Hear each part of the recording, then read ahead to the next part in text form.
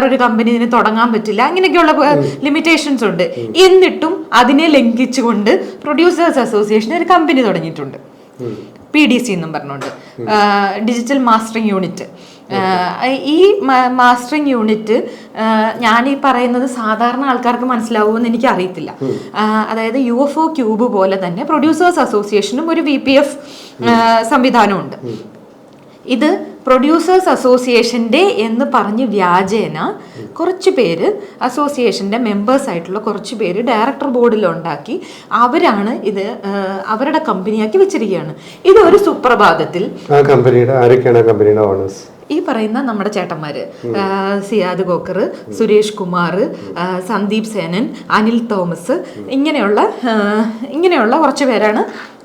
എത്ര കൃത്യമായിട്ട് എത്ര പേര്, 9 പേരാന്ന് തോന്നുന്നു, 7 9 പേരാണ് ആ കമ്പനിയുടെ ഷെയർ ഹോൾഡേഴ്സ്.